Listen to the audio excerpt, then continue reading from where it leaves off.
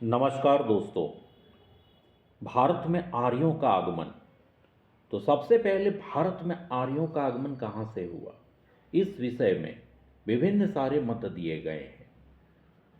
बहुत सारे अभिलेख में आर्यों के आगमन के बारे में बताया गया है।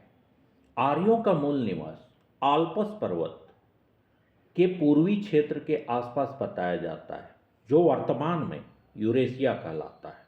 मैक्स मूलर के अनुसार आर्यों का स्थान मध्य एशिया माना गया है, जो सर्वाधिक मान्य अवधारणा है। भारत में आर्यों की जानकारी ऋग्वेद से मिलती है। इस वेद में आर्य शब्द का उल्लेख 36 बार हुआ है।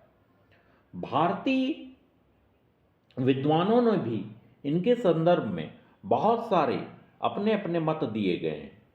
इनमें से क्या है कि देखिए, तो आर्यों की उत्पत्ति के बारे में विद्वानों द्वारा मत दिया गया है। उसमें ये बतलाया गया है कि बाल गंगाधर तिलक के द्वारा आर्कटिक प्रदेश या उत्तरी ध्रुव, यहाँ पे देखिए अब उत्तरी ध्रुव को माना गया है। स्वामी दयानंद सरस्वती के द्वारा दिए गए मत के अनुसार आर्य तिब्बत से आए थे। इसी प्रकार मैक्स मूलर के अनुसार मध्य एशिया आर्य का आगमन हुआ था। विभिन्न अभिलेख के में भी इसकी चर्चा की गई है। कसाइट अभिलेख में 1600 ईस्वी पूर्व के इस अभिलेख से यह सूचना मिलती है कि ईरानी आर्यों की एक शाखा भारत आई थी। इसके संदर्भ में अब हम लोग देखते हैं कि आर्य वास्तविक कौन थे। तो जैसा कि है, तो वर्तमान दक्षिणी एशियाई लोग प्रथम ईरानी तथा ईरान के शिकारी समूहों का सम्मिश्रण है। इस मिश्रित आबादी ने उत्तर पश्चिमी भारत में कृषि प्रणाली को जन्म दिया तथा हड़प्पा सभ्यता का विकास किया।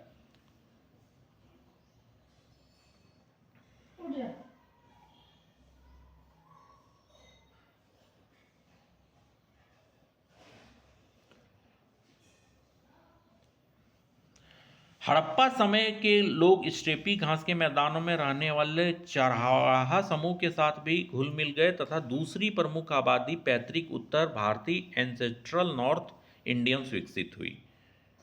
इसके बाद भारत ईरान।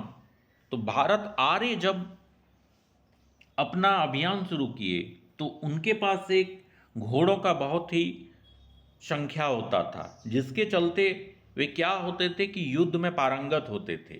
इनके पास ईरान में वहाँ के लोगों से भी मिलके अपना विजय अभियान शुरू किया। उसी के दौरान ईरान के लोगों का भी आगमन भारत में हुआ।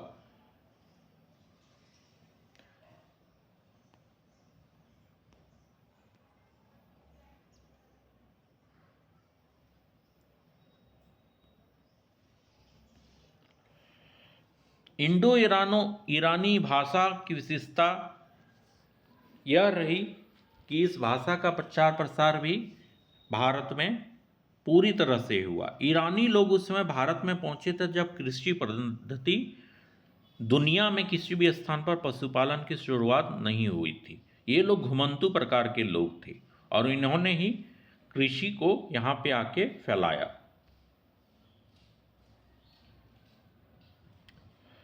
भारत में आर्यों का प्रवेश का समर्थन है कि अधिक सटीक रूप से कहा जाए तो इंडो यूरोपियन भाषा बोलने वाले लोगों के भारत में प्रवासन का समर्थन करता है, जिन्होंने स्वयं को आर्य कहकर संबोधित किया।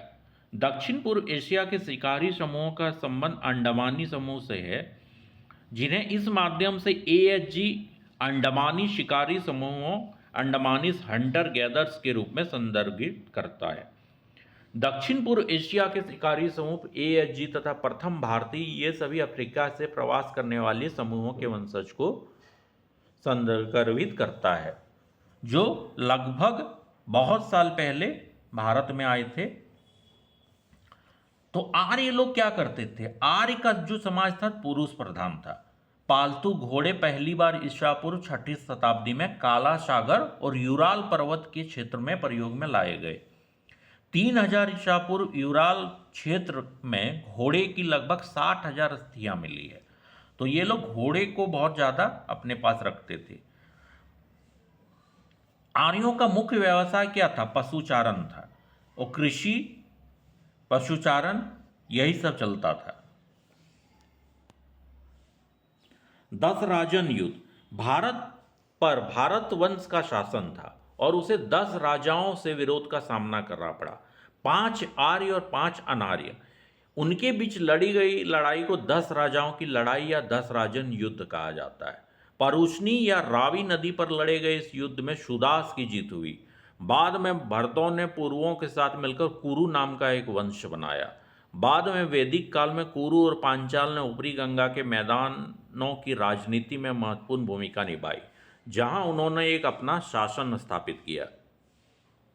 आर्यों से पहले समूह लगभग 15 ईसा पूर्व भारत पर आक्रमण किया था। ठीक,